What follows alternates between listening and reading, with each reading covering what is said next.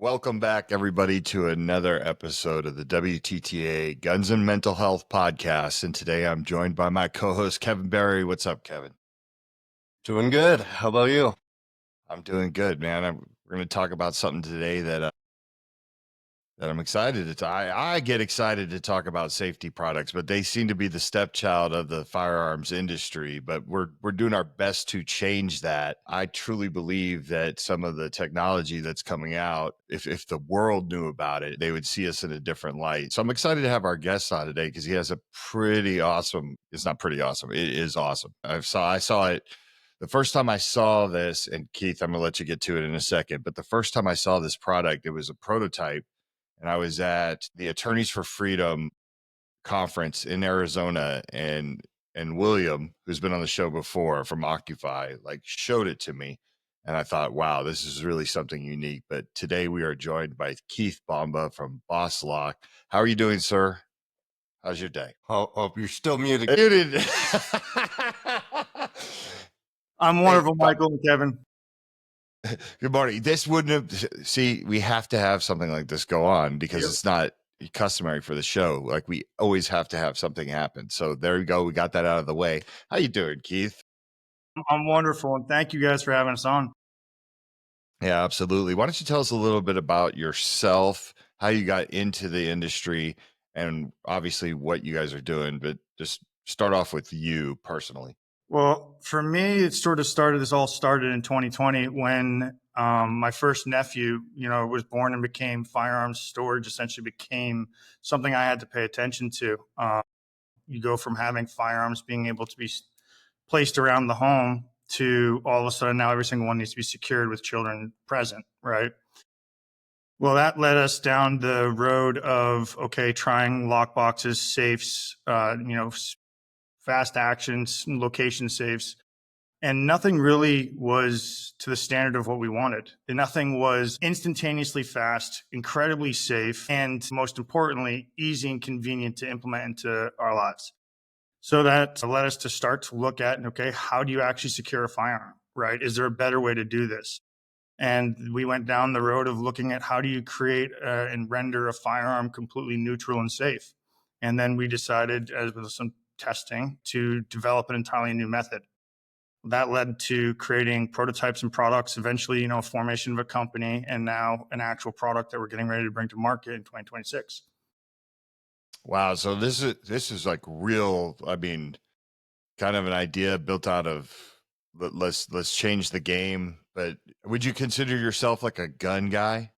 Me personally, yes. But is this product 100% for, the tactical crowd?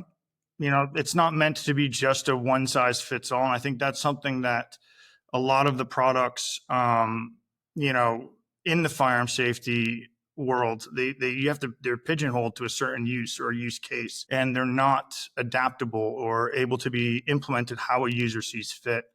And that's something that we wanted to change. It's so whether it's a single mom, young woman, an older gentleman, a father, somebody who wants to be able to have a firearm always around, but secured, whether that's a center console of a vehicle, right? So all of those without having to need multiple or numerous different methods to secure that firearm, something that gives complete user authorization at the point of where something's being used, while still prioritizing the values and the things that make, active shooting, not that's the wrong term, but active gun owners, right? Someone who goes to the range weekly, like myself, confident that it's going to be there and perform when we need it.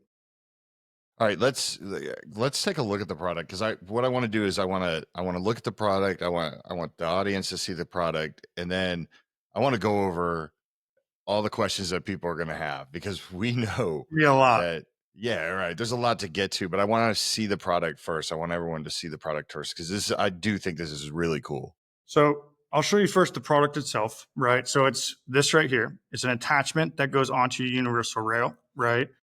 It is a anodized aluminum shell, hardened, and then you've got a S7 hardened steel arm on the side that retains the slide. That has a diamond-like carbon coating on it, and it's mounted to the pick rail using a proprietary bolt that you can't access without the bolt head that we provide. And once that's installed on the firearm and secured, and this will be on our SIG P365 right here, it holds that slide to the rear, right? Ensuring that the chamber is going to be open and empty, right? Uh-huh. Now, as for an unauthorized user, we'll use my pinky, which is not programmed, you're going to get a red signal, right? Well, that's someone's child, an unauthorized user trying to gain access. But for me, if I want to use it, boom. So that allows you to go from fully secure to being able to address a threat in less than half a second. And I should point out too that the process, right, if you're using rounds, chambers that first round for you. Now we're using sim rounds here, obviously, right? So you're going from that chamber open, secured, you can have a magazine seated, and being able to put a round on target in less than half a second. Yeah, which takes away a lot of the old, saying like we can't give up a millisecond. We can't give up this, right? Like because traditionally when I think people thought of like firearm safety when it came to keeping your gun locked but ready to go, they always thought of like a cable lock, and if you're fumbling around, then people started to say like, well, what if we did biometrics? And then people started to crap on biometrics, saying, well, what if it doesn't work, right? But your biometric clearly has a fast response time. So Well, let's dive into the there's a biometric lot part. of, on the tech side of it and the details of it are building products that are not just like the biometric that you get in your old iPhone. That's not what this product is, right? This is a life-saving product, right?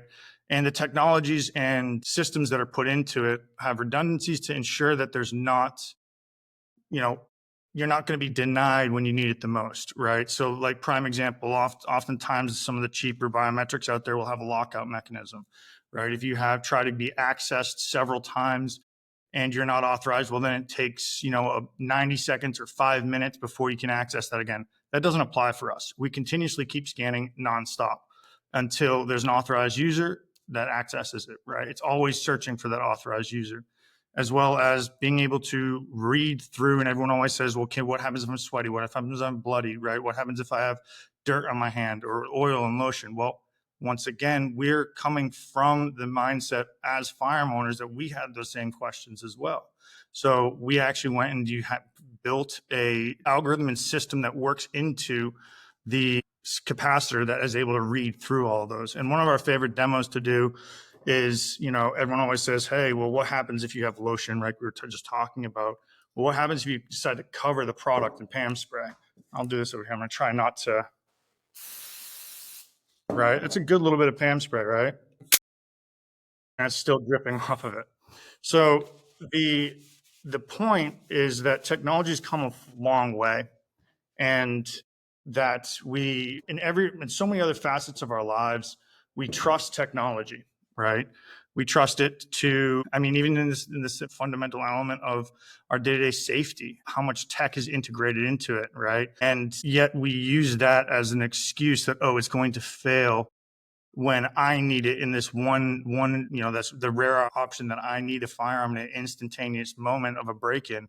But we ignore the fact that you're more likely for a child to come across that firearm and have either an accident or a suicide. And we have to be real about it, right? I'm not saying, and I've never said that, hey, just locking up the gun alone is going to be enough. And I think we've had detailed conversations about this.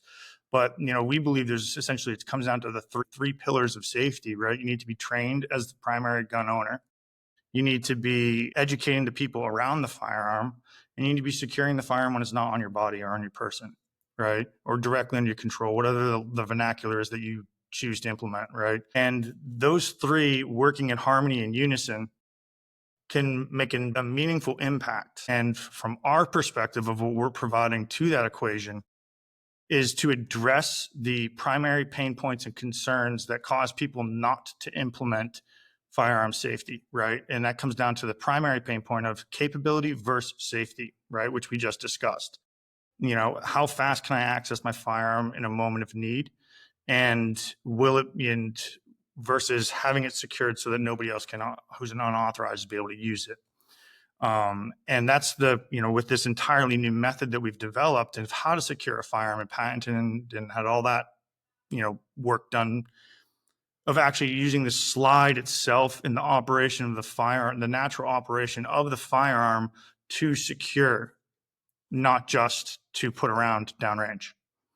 And then the third point that we're trying to solve and address for is to make it so easy and convenient that you don't even notice there's a difference that you're implementing a firearm safety or not.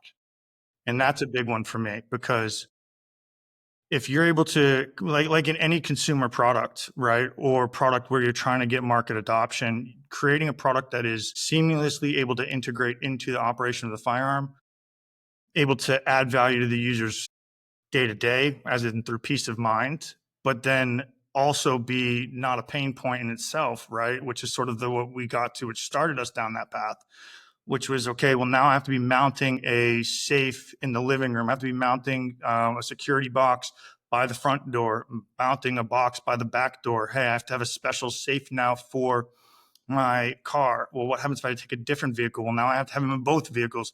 At what point does it become, well, I only have, like many Americans and gun owners and parents, right? They might have between 1 and 3 firearms, right? Well, you have 1 firearm now, you have 6 different safety methods, security methods, right? 1 in the bedroom, 1 downstairs, and maybe in the basement or in the living room, right? 1 for the vehicle.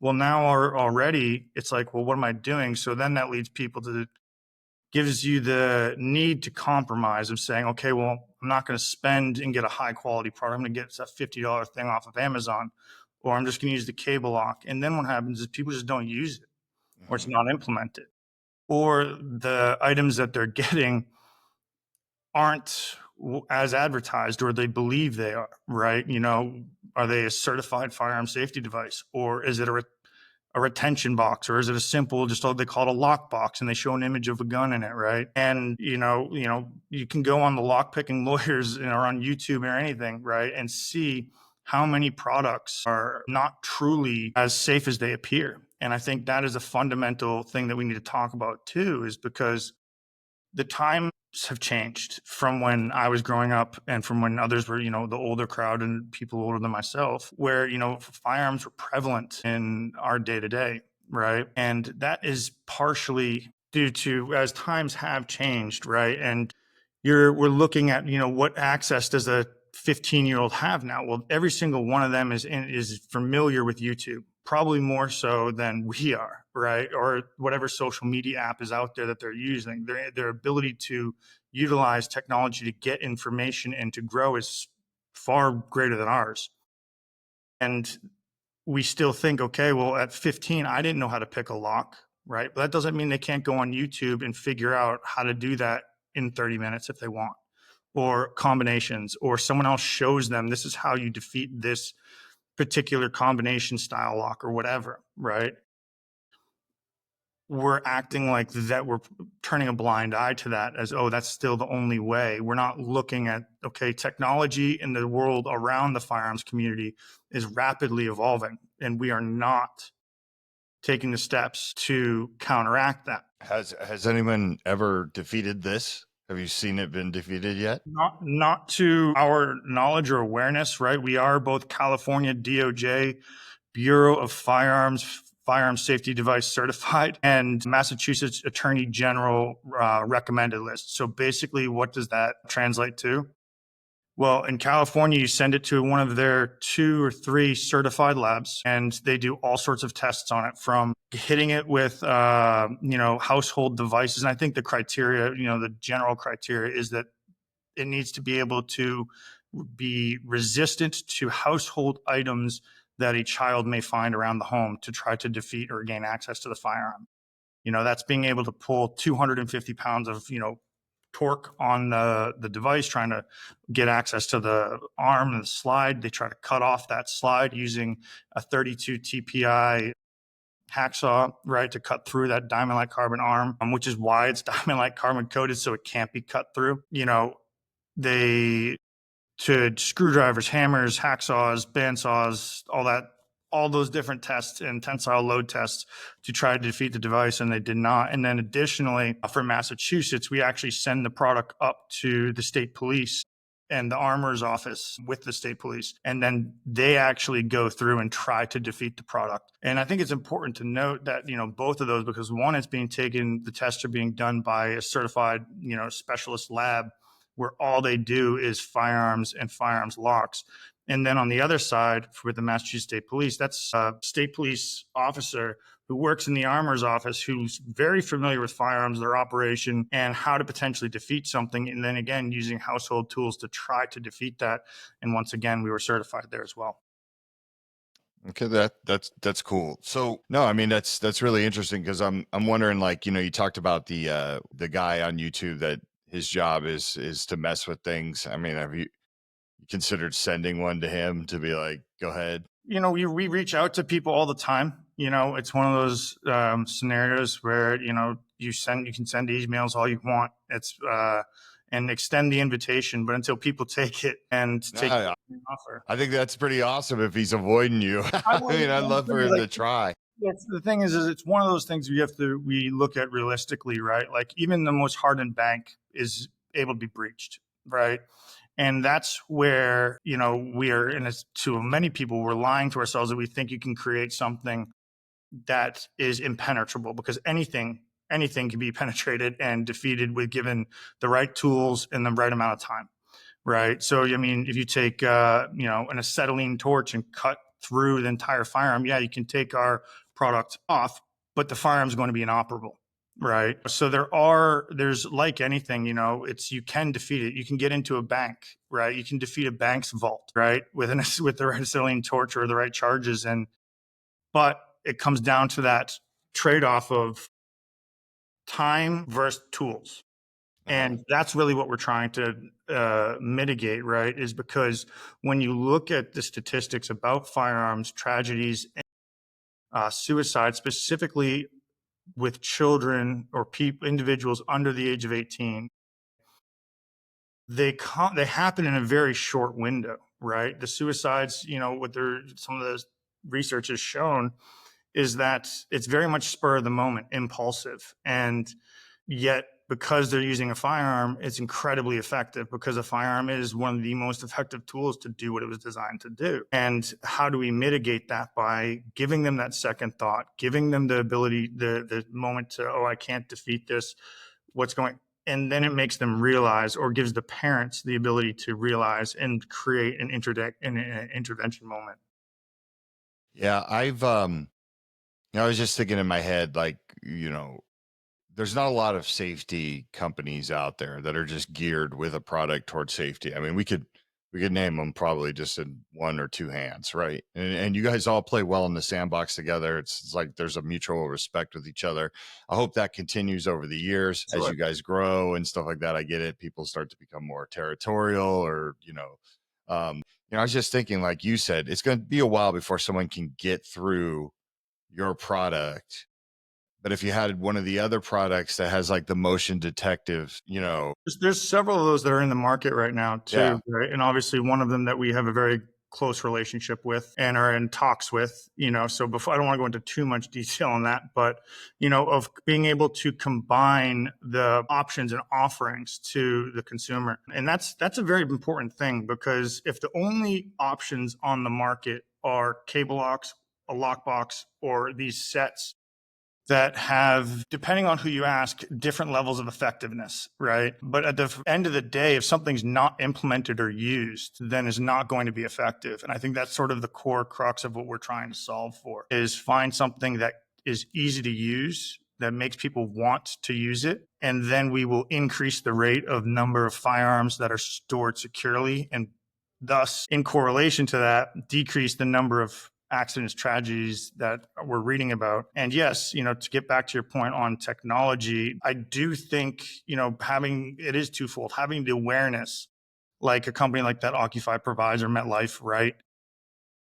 That ability for the parent to know is just as important as the ability to prevent the tragedy. I mean, obviously the securing of the firearm in the moment is a must, in order to then have the conversation later, because knowing the firearms moved and knowing it was used is pointless if the tragedy still happens. So they go hand in hand. And I mean, I think that's obvious to a lot of people, but the question comes around is how do we build systems and the ability for consumers to be able to implement what they want, how they want, at the rate that they want. And I think that's something that's important of coming from the firearms industry.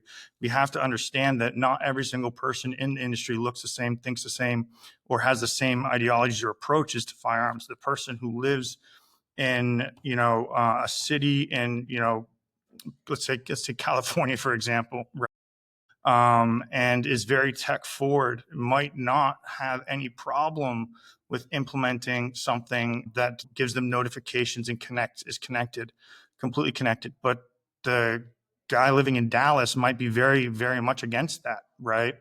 And we need to have systems that account for that, or that are modular, that allow for that progress to be made at the rate that people want.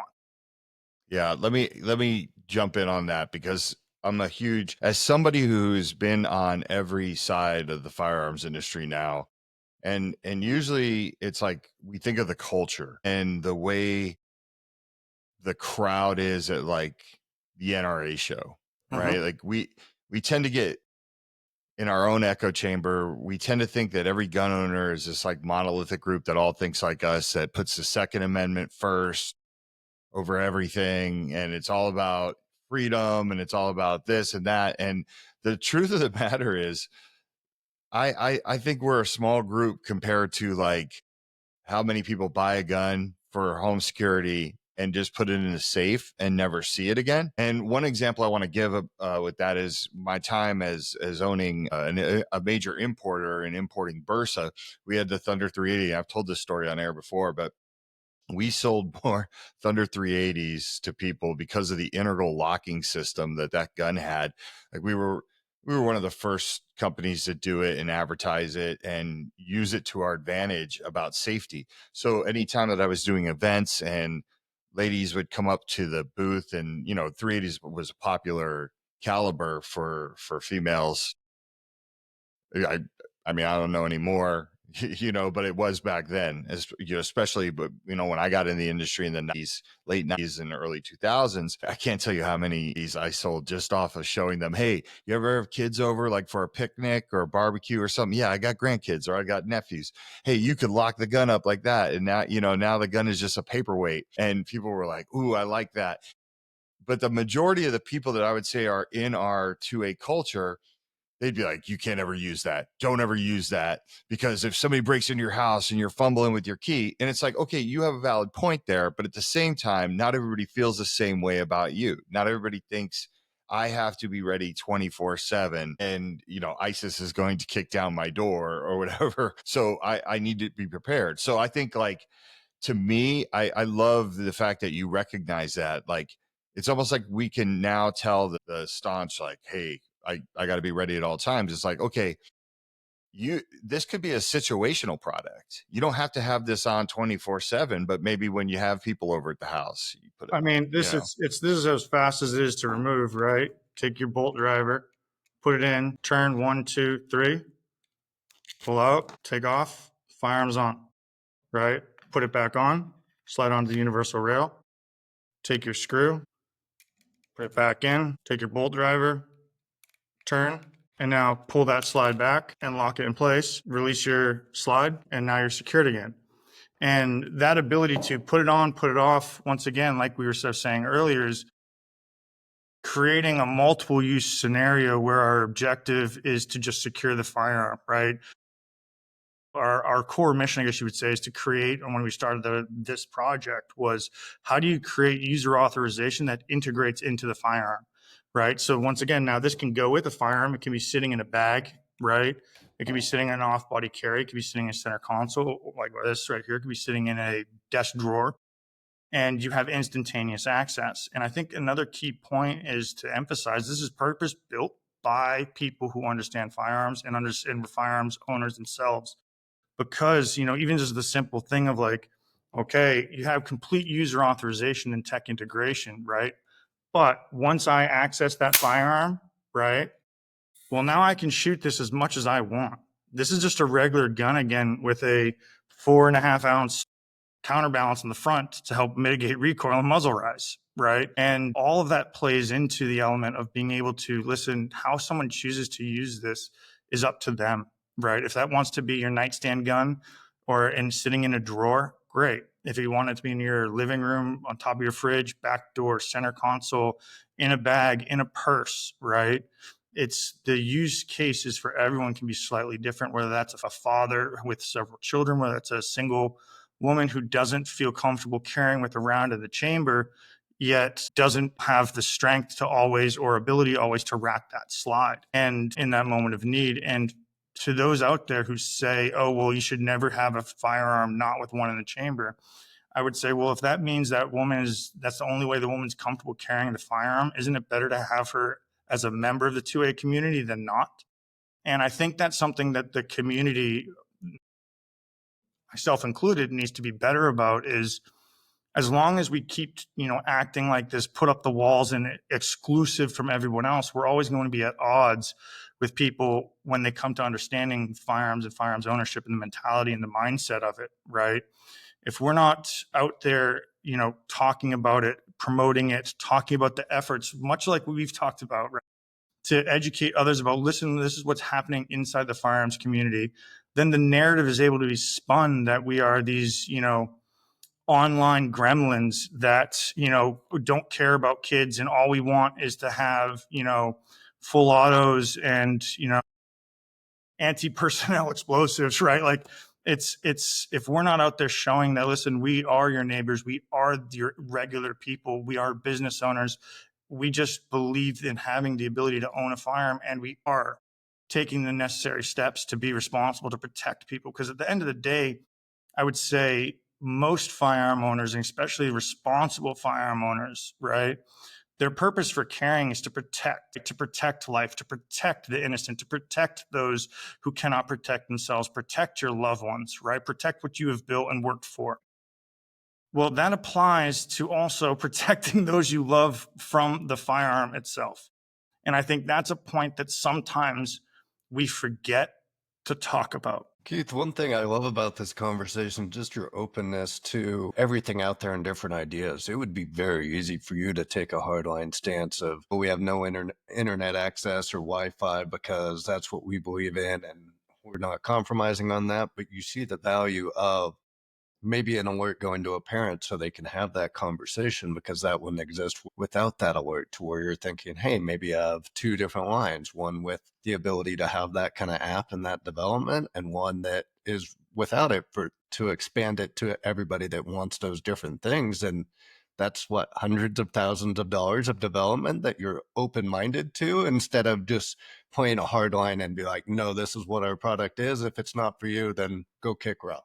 Well, and that's sort of the beauty of the system and how it's designed. And right now, obviously, there's multiple different iterations that we are working on, and that includes light laser integration, right? That's put into the device, so that's, but there is an element to the modularity that we are really trying to build, where we're serving as that integration method, right? And that's really the goal that I'm trying to achieve, is that, I may need it just to lock when I need it and so I can have, a firearm on top of my fridge and by the back door, right? That may be my need.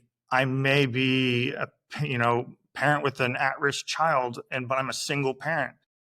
And my needs are different, like you're saying, right? But now you can modularly attach and add on, much like what makes the AR so popular, right? It's very easy to integrate, add on, modify, and change.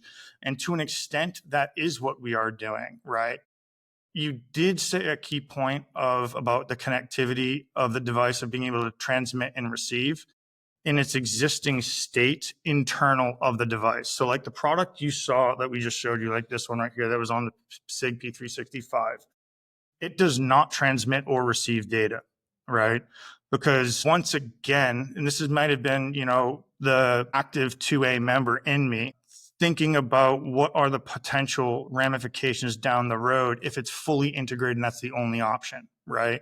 One of the fundamental issues that I have, why I wouldn't want it integrated personally, completely into the firearm, is it creates that use case where that information could be used against me, right? If I ever had to, and because once again, you have to understand every single state and the legalities around the laws of owning firearms are different in every state. So by making it modular and being able to, okay, I can add on alerts, I can add on tech integration, I can add on a light or a laser, that creates a, hey, you can build it however you want and sort of customize it to yourself. And that is something, to me, is where you're 100% right in what we're trying to do, is to be open for all, right? Because to me, if, right now, if I might butcher this statistic, but if like 40% of Americans own guns? I think it might have been a little higher after 20. I think it might have been closer. But in that, 40 to 50% of Americans own firearms. Well, if we can address and hear the concerns of others and the people who aren't active in the community or aren't firearms owners or thinking about becoming firearms owners, and listen to what the next generation's comfortable with and what their discomforts are, and actually listen, not just try to tell them that this is the only way to be a firearms owner. Well, then our community will grow. Our community will become stronger. We'll become more diverse, and there will be greater progress. And I think that is ultimately one of the objectives, right?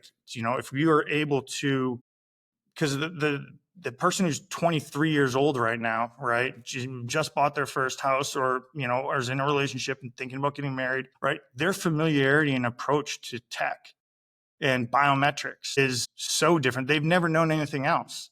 They grew up with the third generation iPhone, and facial recognition is something they completely accept, right? And they're not concerned by, and that's good for them. That's their choice. And I think that's something that the community needs to understand and remember. What our founding principles would be is that, of freedom and liberty, right? How I choose to live my life is how I choose to live it, as long as it's not infringing or butting up against yours and inconveniencing your life. And I think that's where the element of firearm safety and responsible ownership needs to be a forefront of discussion, because as we continue to have, the deaths and the tragedies and the things that are preventable, well, eventually people are going to get tired of hearing it, right? And yes, even though it is our constitutional right to own firearms, there is also the responsibility that comes with it. And that's just, that comes back to that old, rule, don't be an a-hole. Life's very easy if you understand what other people are about, you understand what, and listen to their concerns, because those concerns are valid, right? If I am a parent and I am sending my child to a school, right, is that a concern of mine? And if it is, then that we should be listening to that and saying, how can we alleviate those concerns so that we can sit down and have a conversation? And the other element to this too is the taboo nature, which has been built around firearms, partially because for a portion of the community is exclusive. It excludes information and sharing, right? And we do have battles that we're fighting with, online media platforms and mainstream media, right? And misconceptions and not understanding things, right? Well, that's partially because of the taboo nature, right? Growing up, everyone I knew how to operate a bolt action rifle, knew how to operate a pump action shotgun. There were, firearms on the back of trucks going to, schools, right? And the older generation remembers that clearly. They used to go, there used to be rifles hanging off the back of trucks and sitting in school parking lots. I hear those stories all the time from, the older crowd. Well, that's not where we are, because now it's so taboo. And it's a multifaceted and complex issue. But I think the first step is we need to be willing to have conversations with people and to talk with them, right? Because if the people who are scared of guns and think guns are bad, if the premise of that's coming from a misunderstanding and a lack of knowledge, well, then do we not have the responsibility to try to give them the education? And that comes off wrong in that verbiage, but the information that, listen, what you're saying is not accurate, right? And this is why. But if we never share the steps and the efforts that are being made to address their concerns as well, they're just going to feel like we're lecturing to them, right? And telling them why they're wrong and incorrect. Well, or just being negative. Exactly. Right. Like, it's like, I don't know how many times I've watched gun people get in a conversation, and it's like every solution somebody throws up, they don't even try to build off that solution and make it better. They just go, well, that's not going to work. Or, oh, no, you can't do that. Oh, it's going to take too long to do this. And it's like, you look at people sometimes, you go, you wonder why they hate us. It's because we haven't given them solutions or alternatives to the things they say, right? Like, one of the big issues I have right now with a lot of people in the firearms industry is, like, it seems like everybody always says, like, we don't need red flag laws, which I agree. We don't need red flag laws. They're bad. But when you say we just need to enforce the laws that are already there, and when the people are like, well, what law is in effect that would have, like, you would have used for this? We don't have the answer. We're like, the laws, right? Like, we tend to kind of like have these talking points and then we don't really go any further than those talking points. And I think many times we hope that the talking points will shut somebody up, when we actually should know the information. We should know all the different safety features out there. And I think that would go a long way. And that's why I'm excited to kind of bring everybody into the research world to show them, like, what is available, what is out there, and what gun owners can use, or what they can recommend to gun owners. I think it just brings people closer together, because it becomes this point to, like, you get to a point where it's like, okay, if you're going to crap all over every idea I have, then I'm definitely not going to talk to you. You know what I mean? I'm going to start saying, we're going to do it my way. Right. And my way might involve something that you don't like, Right. but then when I turn around to my people and say, listen, you can't even talk to these people. They don't care. All they want to do is, say Second Amendment pride from my cold dead hands, which we can do that. It just doesn't help. Right. And I think and that comes back to what you're saying there is 100% accurate, with the element of, like we were saying earlier, listening to what those concerns are, listening to the problems, just having conversations, right? And I think that's one of the things that, Walk the Talk is doing such a fantastic job about, is unifying the individuals within the community that are trying to make these changes, and providing almost a voice, right, to, like you had said, the smaller stepchild of the firearms industry, right? Because there needs to be that conversation, or else it's like you're 100% what you're saying is, it's going to be, well, come take it, come and take it, which is, I believe that right exists, right? Not to come and take it, but to own firearms 100%. That is the second most important thing in the founding of this country. But nowhere does it say that you can be careless with them, that they are not to be respected, right? That the training and education are not important, right? And I think that's sort of that conversation that needs to be happening. And it's going to take numerous people and numerous sectors to make the impact and see a decline in an upward trend. And one of I think the best correlations that we can use as a sort of roadmap is when we look at the vehicle accidents among children, from early 2000s and the, early 19 or late 1900s, right? 1990 or sorry, 2000s, right? And then the efforts to combat drunk driving, to combat, the anti-lock braking systems, seatbelts, airbags, all those efforts that were implemented to protect life. And people were like, well, why? If people ask, why was that needed? Well, because cars changed, right? Vehicles changed. You went from, my grandmother was around when they didn't have cars, horses, right? It was horses and buggies. And she's seen the entire evolution. And, from the carriages that went 30 miles an hour that were motor powered, to now we have vehicles that have regulators on so they can't go above 150 miles an hour, right? Well, technology's changed. The situation and the scenario has changed. So the tools to ensure that people are safe needed to evolve as well. And I would say that is very similar in the firearms industry. The only difference is it's not necessarily the tools that have changed, because a striker fired firearm operates very similar to how a striker fired firearm operated before, where there was they haven't, or a hammer fired, or whatever you choose, right? They operate, the principle and the fundamentals haven't changed, right?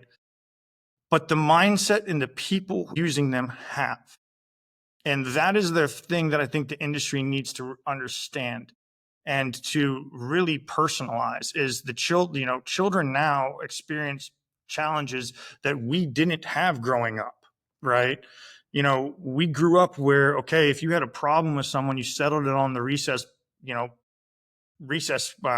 playground, right? Playground, yeah. It was done and it was over with. It wasn't this social media of you got something happened, you stood up to the bully, but you didn't win. But now you're watching it every single day over and over and over and over and over. That eats at you. You don't, and that's just one segment of how it's changed, right? That's not even factoring into the impact of what 2020 had, where we shut down schools and how that impacted children's mental health. And I think on top of that, you see an increase in firearms ownership, which I will always be supportive of. I would love to have every single person in America as a proud, responsible gun owner, right? That would be incredible. But there's a caveat there of responsible, right? And think of it, you used this scenario earlier of how many people buy a firearm. One, they have it for a short period of time, then it goes in a box, goes in the back of their closet, and they don't touch it for 6 months, a year. Could be years. Could be Right. years. Well, that is a problem, right? Because that person is not trained, which is one of those core pillars we talked about. Because if you're not familiar with the firearm, you're scared of the firearm. You think, you're not going to be comfortable with it. And if you're not scared of it and you're not comfortable with it, you're not going to be comfortable teaching those around you how to use it responsibly because you probably don't know how to use it responsibly yourself, and that's just, these are making broad strokes here. And then, so that's the second pillar of training those around you. Well, then if it's also just sitting in the back of the closet, whether in with a cable lock on it or a trigger lock or just in, a $10 lockbox with the key that you can get at, Home Depot, right? Well, that's not safe either, right? So it's like, how do we, and if we aren't having these conversations with people and it's not mainstream and we're allowing firearms ownership to be taboo, well, that's a problem. And we're never going to get ahead of the situation and expand our community and educate and ultimately prevent these tragedies. And there are those out there who say, well, we have influencers, we have Instagram, we have social media, we are talking about it. There are these platforms, but, certain elements of the big tech or this is against our community and our limits and the shadow banning and all of those things that we've heard and talked about. And my pushback on that is, well, that only emphasizes even greater the need to reach outside of our community. Like we've talked about, speaking with doctors, speaking with the medical community, educating politicians, right? What was the one we saw the other day where a politician was talking about, or the meme that goes around, the fully automatic semi-auto assault rifle, right? And but once again, I'm not saying that to make fun. I'm saying of that, or, point it out and be like, look at these, they don't know, right? It should be a point to us that then, wow, they really don't know. They fundamentally don't know. And that's a failure I say we should look at ourselves for. Yes, ultimately, can you force someone else to learn something? No.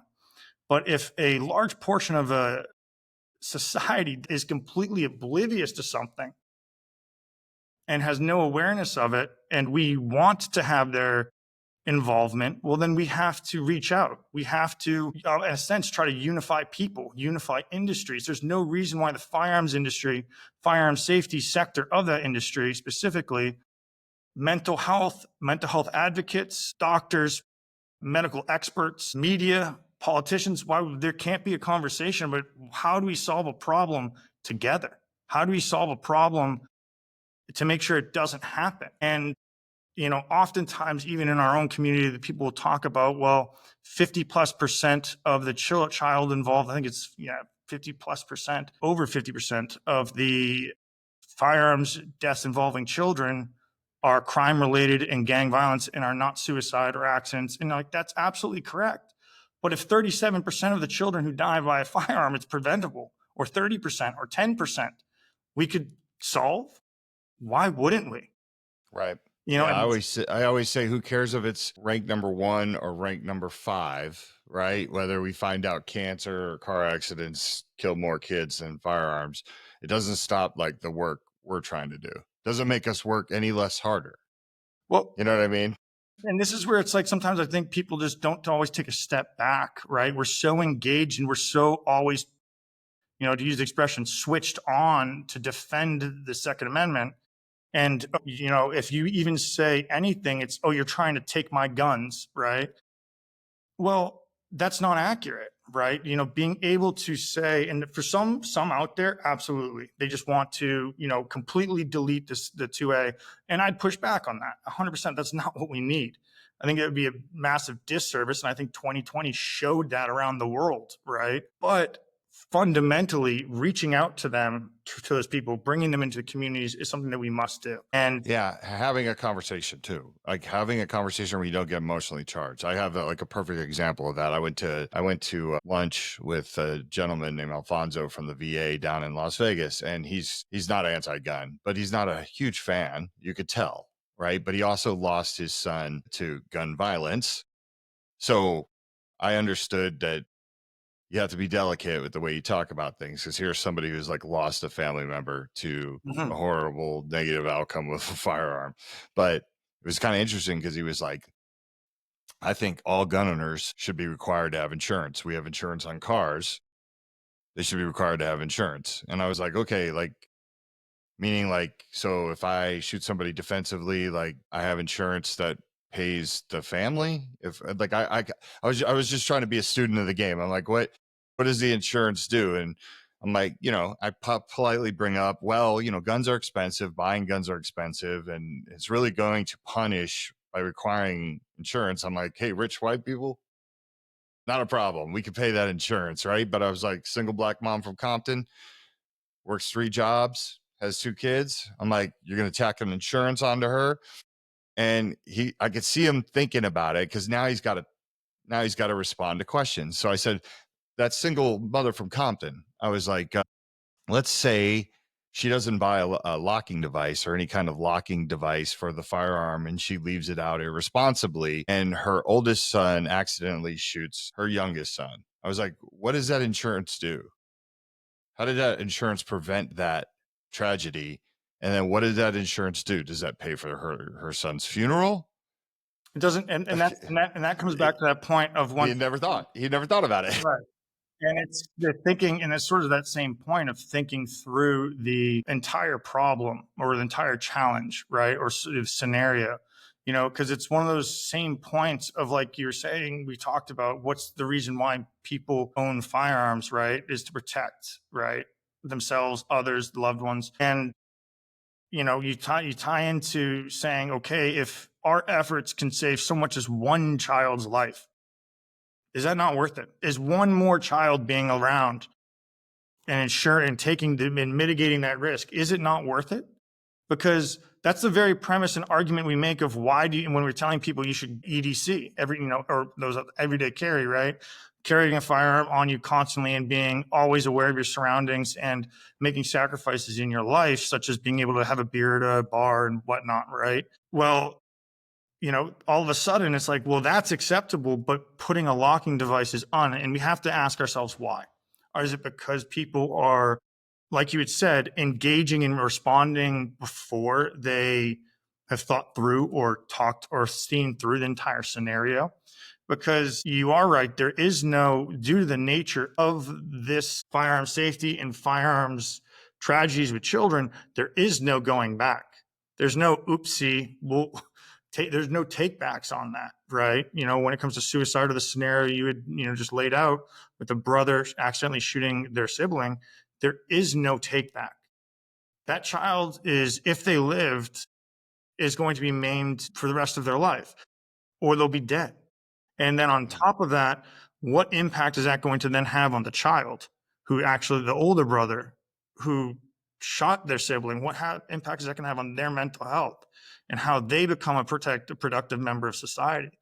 Right. And I think that's sort of the conversation of we need to have. And like we keep talking about, right, it's such a bigger issue than just a lock, right? Or just a safety system. There needs to be a comprehensive and cohesive conversation, dialogue, and effort made, just like, and that's why I use the example of the vehicles, right? And vehicle safety of, having anti-lock braking systems and, having, anti-lock braking systems, seatbelts, right? Enforcement of that, and simultaneously, and support from both the industry and politicians working together to solve it. And simultaneously, then external efforts, right, from, to prevent drunk driving, to prevent reckless driving, don't text when you drive, all of these key points to drive home because it worked. And the stats don't lie, right? We saw almost like a X reduction in the deaths over, what was it, a 10 to 12 year period?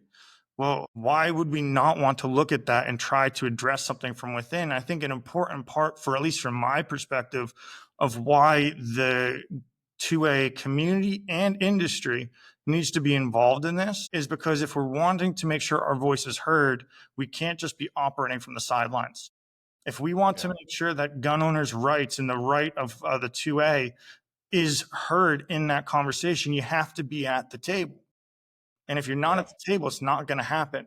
And I think I always say, like, because people ask me all the time, why are you focused on the gun? And I want to be like, yeah, because I'm from the firearms industry, dum dum. Like, if I was in the rope industry, maybe I would do ropes. I don't know. But what I want to do, and to me, is like get the firearms, negative outcomes of firearms down. And then if, we always kind of say like, well, if they're not going to use a firearm, they'll just go find some other way. Well, if they go find some other way, then we could at least be like, we're doing our part. Let's hold behavioral health accountable for why are they still going somewhere else to do something horrible, right? Like, we need to work on us. Well, I think as a culture. The problem, and I completely agree, but the issue where that's narrative and why I think focusing on the firearm is important, right, is because of the success rate, specifically when it comes to suicide, right? I think the next leading, and I'm not 100% on this statistic, but I think it's for suicide, it is poison and pills that or overdoses, which is the next one, which I think is at the 30%, 20 to 30% success rate, if I recall, whereas firearms are over 90. And to me, yes, you're still saying, okay, if X number of children are suicide attempts are still going to be made, well, but they're going to be 60% less effective, and you're going to have 60% higher chance of preventing somebody or being able to intercede and have that conversation. Well, that's half the battle. And I think I think the point that we're all really talking about, at least today, is there needs to be that united effort of multiple elements, right? And there is also to make sure that the communities and the industries, not just within the 2A, but the people, the parents in the suburbs, or the single mom in the city, or the single father, right? Whatever the scenario is, that they know that the options that are out there. And I think that's one of the biggest challenges that's just due to the landscape. It can be a challenge. I want to get back to the product again. First, Kevin and I, before you jumped on, Kevin had a great question. Kevin, I want you to ask that as soon as I ask my question. But you guys are sitting around a table, like, you come up with this idea. How do you realize it needs to go to the slide? Like, it was a wild process, but it was looking at how do you secure a firearm and have the ability to render that firearm inoperable. And one of the elements that we sort of got to when we were looking at why is firearms safety inconvenient is because it doesn't integrate into the firearm, right? So then we looked at it, we'll use a term that's not popular in the firearms industry, which is that smart gun of the complete integration of user authorization, right? And the safety benefits that it would provide. And then it was like, okay, well, how can you achieve that same level of user authorization, but for something I want to use? And here are the key points, right? Is it needs to be removable, as in, because I don't always want my firearm smart, and needs to have a manual override capability, right? And that's part of it being an attachment. It can. It needs to have the ability of, once I say I need the firearm, I don't need you telling me you're good to go every trigger pull. Just get out of the way and let me then operate as a firearms owner to defend my family and defend my life. But up until that point, it needs to be user authorization capable. It needed to, another fundamental promise is it needs to be something that the industry itself, the gun manufacturers, aren't going to be against, because you're competing for market share, right? And this is sort of some of those strategy elements of how do you be a value to multiple people and not something that people are competing or see as a threat, right? And that's sort of where we started building from, was how do we get the ease of cable and trigger locks, of their mobility, and being able to not radically increase the form factor or the size of the firearm, like a lockbox or some of these other elements, is able to be discreet as well, fit into a drawer, fit into a bag, but has instantaneous access on the capability side, but also incorporate all of the benefits of user authorization and ensuring that only authorized users are able to access the firearm.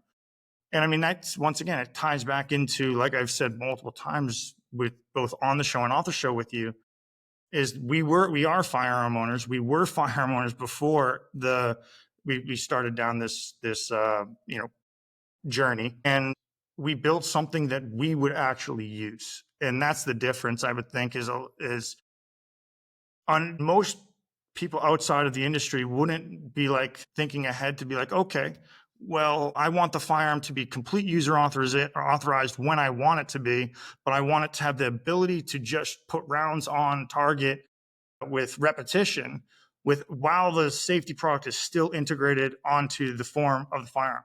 That's not a thought process that comes from people who don't actively shoot and aren't putting themselves into the situations and multiple situations to essentially think through, what would you want?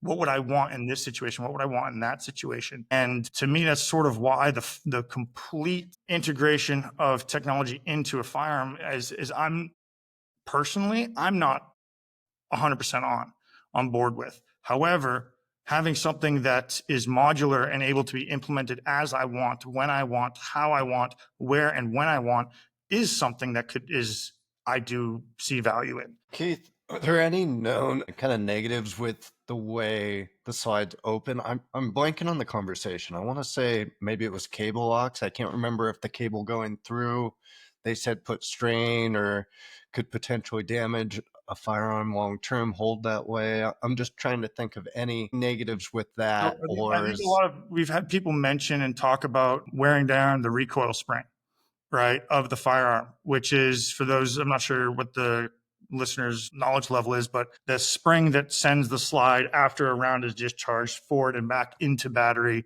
where a round is chambered, right? Well, if saying that it's compressed can wear out its life. And they often use the analogy that's similar to a magazine, right? Of having your magazines loaded all the time. And it's slightly different. Yes, will a spring that is left compressed age and wear down faster than a spring that is left completely, in its natural state? Absolutely.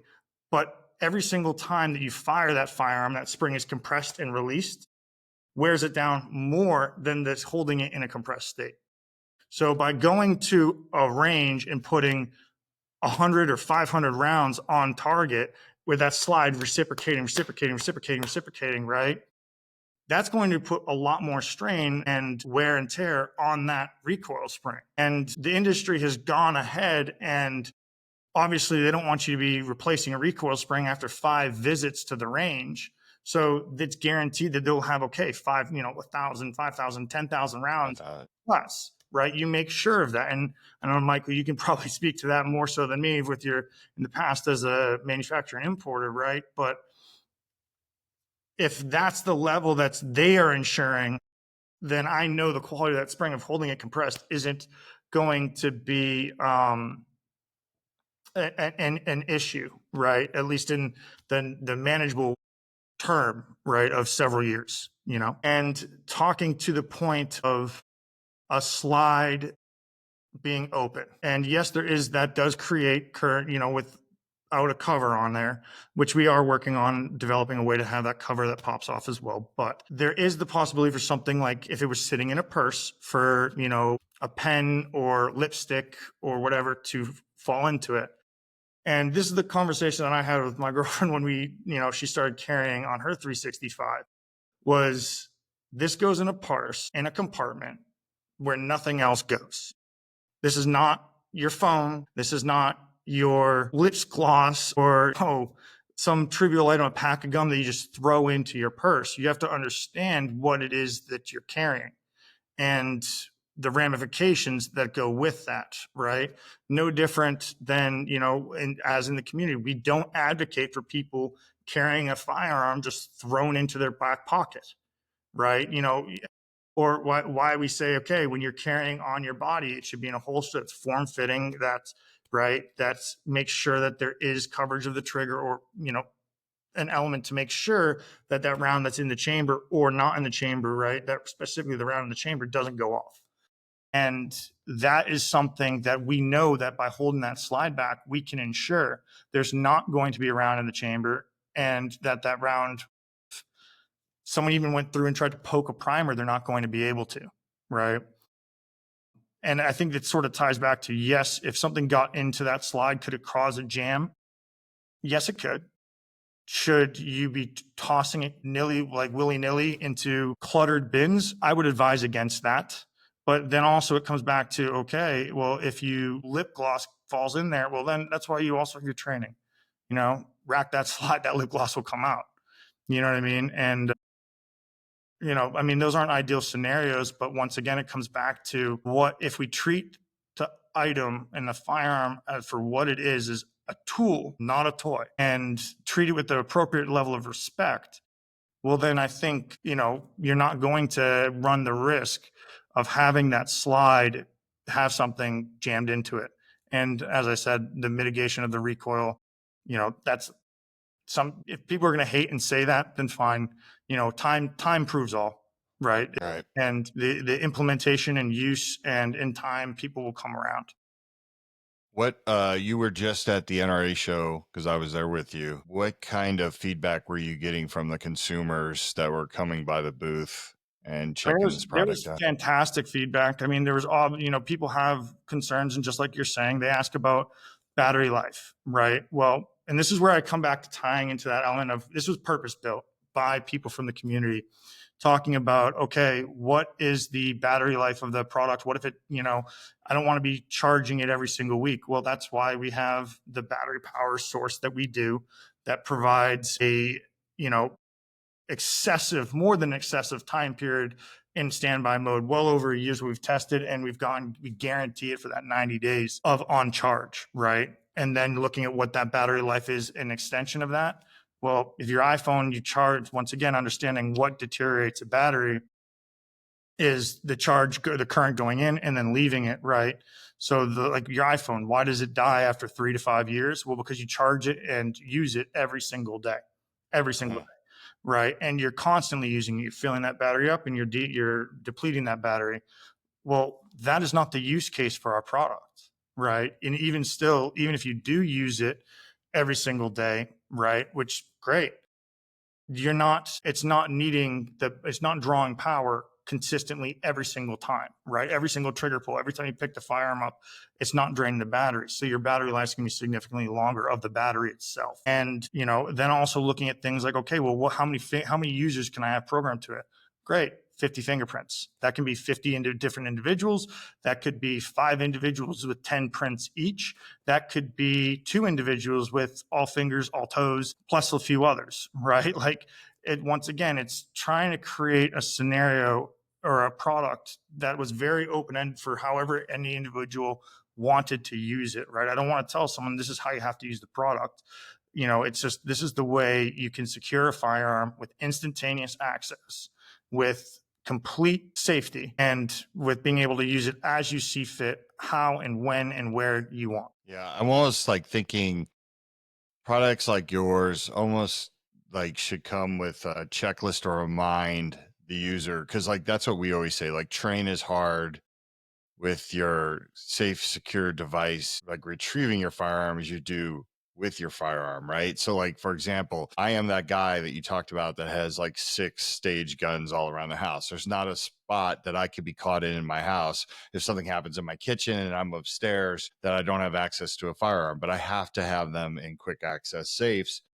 But I always do a battery check like once every 2 months. I'm constantly running my fingers over it, even if there's no reason to, just to make sure that I can still do it. I can do it in my sleep. I can do it in the dark. Like I'm playing piano and I'm Stevie Wonder. Like I know I have a system that I'm comfortable with, but I have to buy into that system. I have to make sure I do that stuff, because the last thing I need to do is go to say like my gun vault, and then one day I'm like, oh my god, the battery's dead because I haven't messed with it in a year. You know what I mean? Like, so you just kind of gotta one thing that I think would be awesome in the future is if when that battery's getting low, it gives you a beep, right? Like, to remind people. Like, those are things that would be pretty damn cool to see. But in the meantime, I think people need to also understand that you can train as hard in the preparation of your safety device and the use of your safety device as you do with your firearm.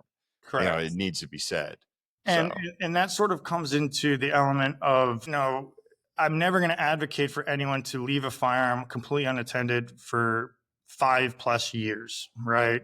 I mean, does it happen? Sure, right? Do I think it's appropriate? Personally, once again, it's my personal opinion. I don't think that's right, because it opens up to risk. I do think that if you're going to have a tool of this magnitude, right, you should be competent with it at least. Now, I want to be clear. I'm not saying that there should be some government or state level competency. That's not what I'm saying. I'm saying it's just on your own use, right? And that's something that's just how I am, is if I'm doing something or practicing something or implementing something in my life, I want to be at the very base level, what people would consider good, right?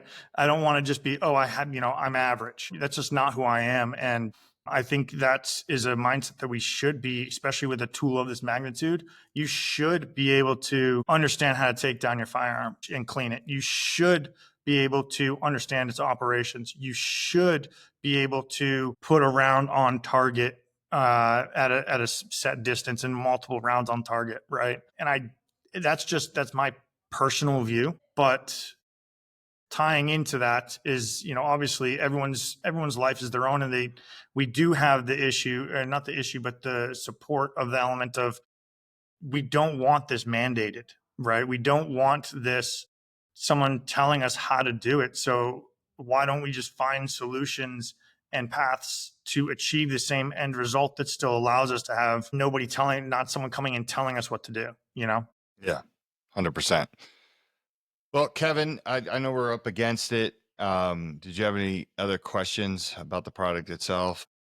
Not really. So right now there's no kind of battery gauge, because like you say, battery life kind of dwindles at every time. Is Well, there any no, green? there's no audible.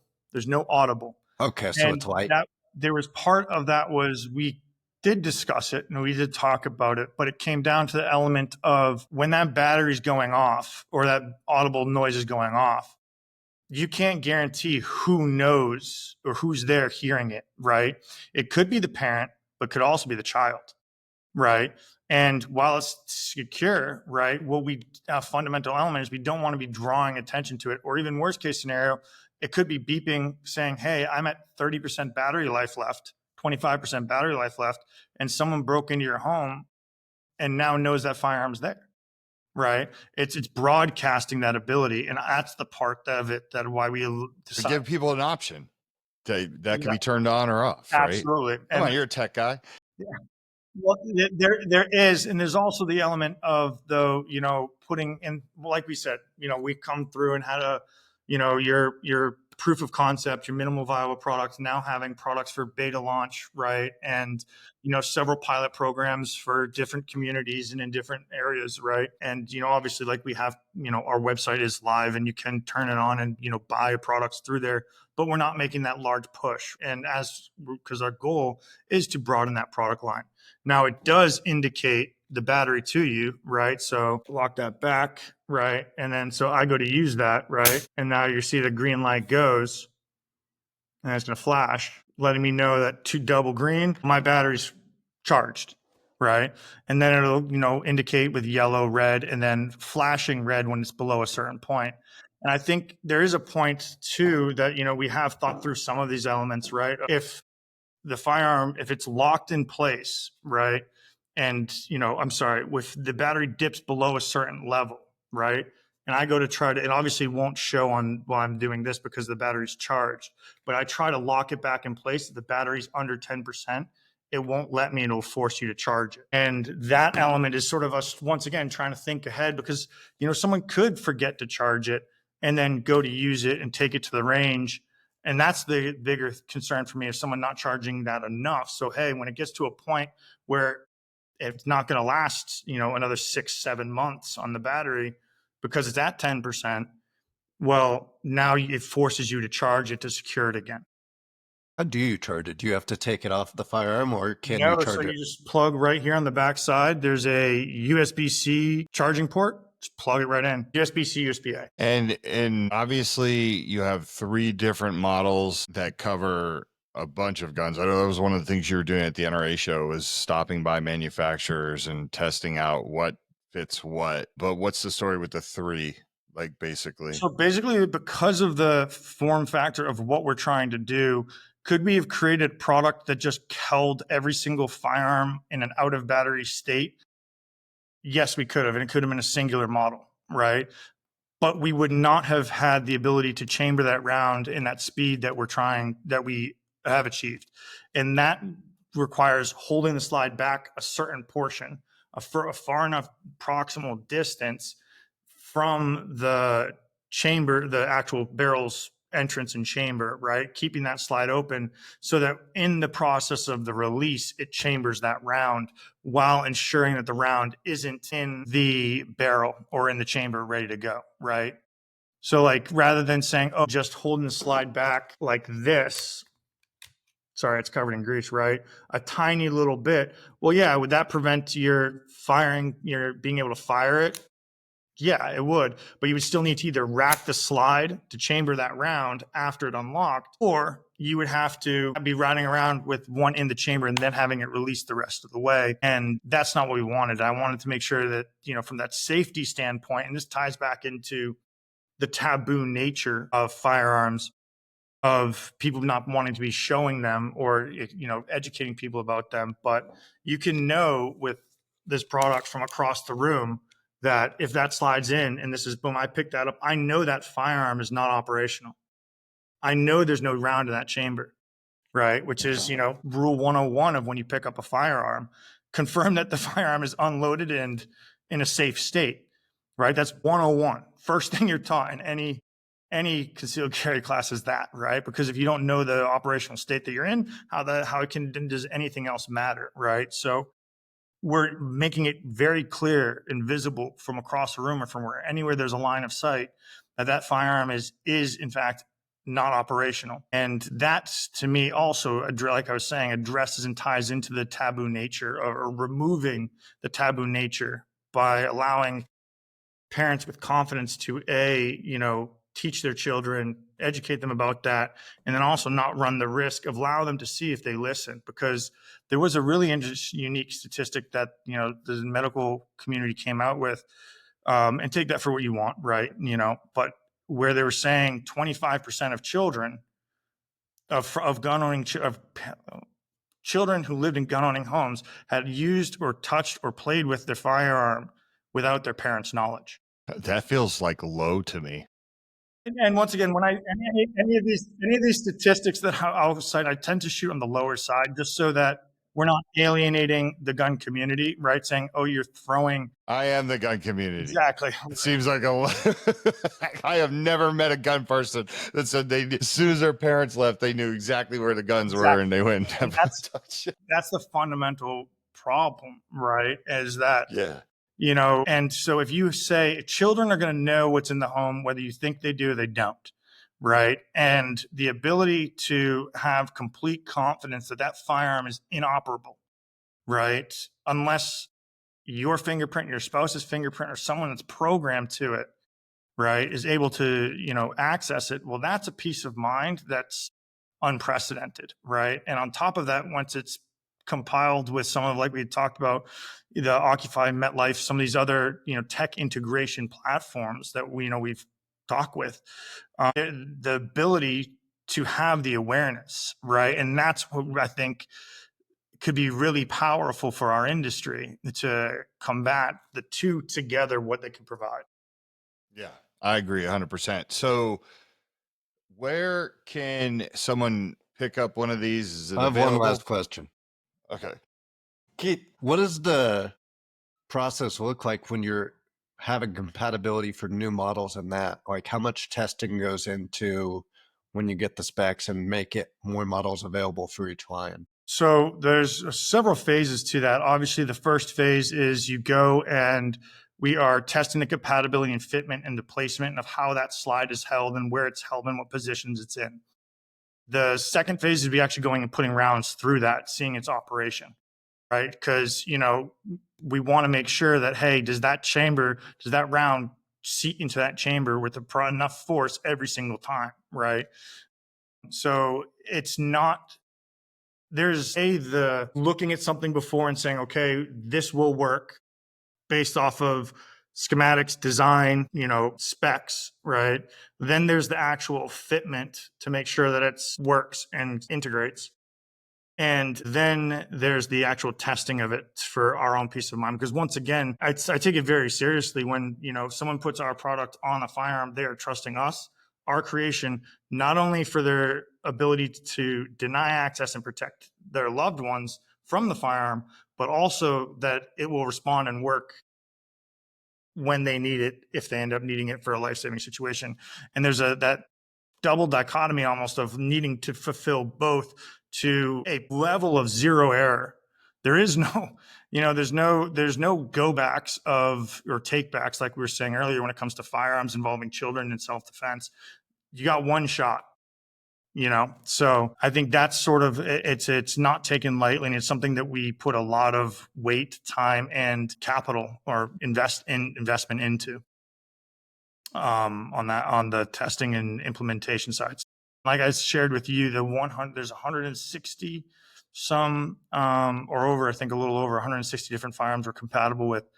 And, there is a detailed element to that because of the nature, right, of how we operate, where there is a very big difference between, like, let's say, the recent firearms that we came out with, a long variant versus the regular, or how it's implemented, or caliber differentiations, right? So that those factors do matter, right? But once again, we are fulfilling a very unique niche of specifically addressing capability and safety simultaneously. And, there's really, a lot of people talk about, or a lot of safety products will talk about speed of access, right? And we all hear that term, speed of access, right? Or speed of access of under 5 seconds or under 3 seconds or under a second, right?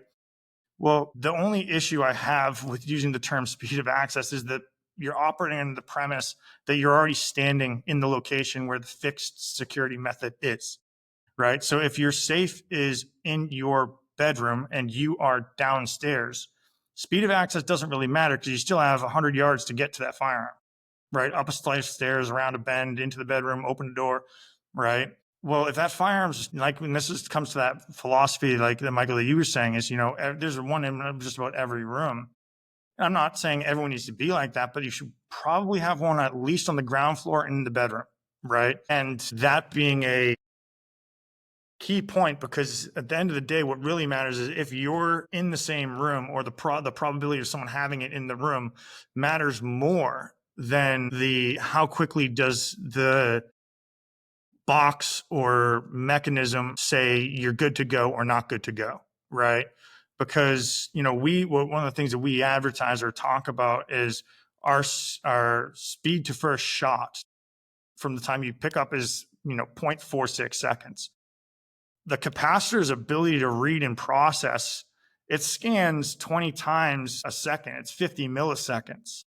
right? So the ability for that processor to scan and read and authorize that print is significantly faster than that, to the point where like it's faster than my ability to draw, right? So if I go to pick it up and read that fingerprint, but it's already that slide's coming forward, chambering that round before I'm even on target and getting my sight picture and sight acquisition. That to me matters, right? The other element too is, okay, being able to be mobile with that firearm and have that security and safety. So when we're using the home defense scenarios and providing, like you were talking about, and mitigating those situations and providing that capability. Okay, so is the product available now for people to purchase? It is on our website, and soon through select markets pre our 2026 launch will be available in certain markets and retailers, but that will be Okay, posted so on our website. yeah, through the website, what's the suggested retail? So our MSRP is $299 right now, and once again, that is its state of the art product. Like you saw, it's not your Amazon biometric that has accesses, allows access 5 out of 10 times, or that denies you when you need it, right? Or locks you out if you had a bad read, or you used the wrong finger or used the wrong code, right? It is a custom built purpose product that to provide a specific capability. And like anything, right, it's not a commodity product. It's not, and I don't mean this to, knock cable locks or trigger locks, but it's, you don't have that ability with those, right? Does it render the firearm inoperable? Yeah. But you can go on our website and see the speed difference between us and a cable lock. I think we had 3 to 5 rounds on target. It was a 3-round or 5-round, comparison. We had multiple different safety systems, cable locks, trigger locks, speed vaults, some of the undermounted desk ones, all these different products that were on the market. And, almost every single one, we had 3 shots on target and gun was being put down before some of these other ones had even gotten their first shot off. And that's really the capability difference that we provide. Because once again, it comes down to that element of like, you look at the actual function and how the products operate, right? If you have let's just use a lockbox, for example, that's sitting in a drawer. Well, there's the added step of, yes, both our product and our product is sitting in a drawer. For us, you can open that drawer halfway, get that product, and before it's even fully out, or the firearm, before it's even fully out of that drawer, you could be accessing that biometric and getting on target. Well, for a lockbox that opens vertically like this, right, you have to open that drawer all the way in order to get that open. And most likely you probably have to take that out to put the keypad, right? So it's all of those things that lead up to if we're really talking about seconds mattering, we have to look at the entire picture, not just like, okay, box or device or whatever sitting on a table. It's what's the real world application? Where's it most likely going to be, right? Like you're saying, you're certain firearms around the home. Well, are you mounting custom, lock boxes to your wall and under? You might in your office, on your desk, or next to your bed, but in your living room, where no. Are you having one that's sitting on top of your fridge? Probably not, but if you can have a file or in a cabinet, right? But being able to have that freedom to implement safety whenever and wherever is part of the appeal. Yeah. Right. What's the value? Yeah. Exactly. I mean, it doesn't, to me, $300 for that peace of mind to have basically an axis, right? Like where speed and safety come together in the most optimum way. I think that's a hell of a value. And like I said, I know, I'm a big fan of Vera Safety, Timio's Biometric, and I didn't think there was a biometric out there that stood up to his until I saw yours, right? And then we started having the biometric conversation. I realized you guys are putting the money into it to create that. It's like you could go cheap and have it cheaper, and hopefully in the future prices will go down, right? Volume, and then technology becomes cheaper. But until then, $300 is not a lot of money if you want that secure feeling, What is it worth to you, especially if you have kids in the house? I have no problem with that price. And I completely agree. And the other element too, and when you're talking about that, is really look at the speed. It comes down to that ability of having it something integrated onto the firearm, right? Because while still providing speed. So it doesn't just have to be biometric, right? We've chosen biometric because that's in our mind, the pinnacle right now of what the pinnacle of technology that's available to the consumer that is reliable and that we can trust, right? And there's some incredible advancements coming out where they're not just processing your fingerprint pattern itself, but they're actually processing the capillaries that are underneath your skin, which are unique to you, which was news to me, right? As we're working with the engineers and elements, right? So it's like there's a whole nother level that's coming, right? And that can be, as we continue to advance now, and what the potential could be down the road, right? Because what the community begins to accept the ability to integrate safety directly onto the firearm, whether that is through full integration, like something like a biometric firearm itself, or RFID, right? Or a product like ours that's an attachment and integration point. What could that mean for suicide prevention if we begin to be able to, have firearms and scanners and abilities to not just process patterns, but process blood vessels underneath? What happens if we get able to prevent someone who's in a suicidal state? What is the chemical change, or is a chemical imbalance? Or what if, right? These are not so much things that's like I'm saying right now that our product does. I want to make sure I'm clear about this, but there's steps to progress and innovation, right? And right now, the firearms industry, specifically on the safety side, has not evolved at all. And we haven't really pushed forward. We've said, well, this checks the box. Let's just keep going on this. And rather than driving forward, I'm not saying anyone's to blame on that. It's just that we've seen it hasn't been the crisis that we see now. And as we've talked about earlier in the podcast, we've been talking about all morning, is the element of times have changed. The scenario surrounding firearms has changed, that we need to evolve and provide better solutions for the consumer, the market, the industry, and an entire firearms community together. Yeah, no doubt. Okay, so what is the website? And I have one last question for you, but how do people get a hold of you? If they have questions, how do they find you?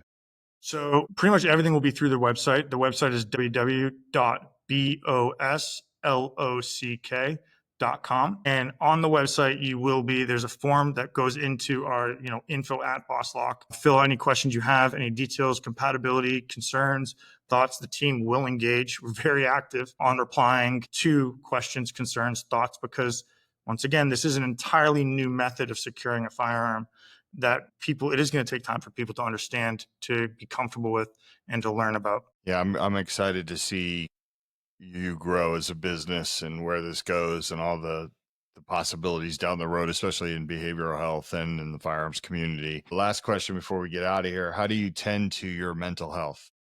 I mean, for me, there's two primary things I would say. Is one, purpose. I think for many people, having a true sense of purpose of something that matters is invaluable, right? For us, right, trying to solve the problem of responsible gun ownership and easing the pain points surrounding it, right? And the second one is physical activity, staying active, running, working out, lifting. Those are things that, obviously they make you feel better. There's the science behind it of, releasing of endorphins and chemicals, and how that impacts your mental health. But I think that's a key point.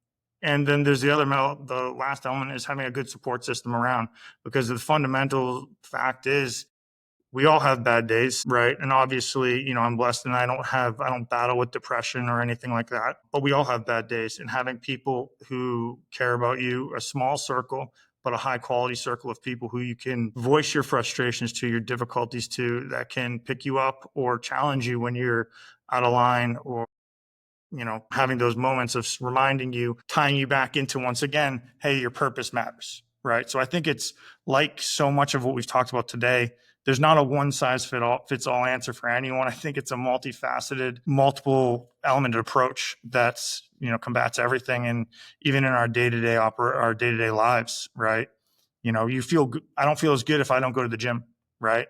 And, if I'm living life on an island and I don't have people to interact with, well, that can be kind of depressing. Yeah, no doubt. There's no right answer for that question. It's always interesting is we never had someone have the identical answer. So it's pretty fun to ask. I mean, that's definitely one of those good ones. I think it's very insightful. Yeah, absolutely. Keith, thank you for coming on. I appreciate you. Kevin, thanks for joining me along the ride. I want to thank all the sponsors, everybody that makes this possible, all the listeners, all your support for Walk Talk America. You don't understand how much it humbles me, and I appreciate it. And until next time, we wish you better mental health.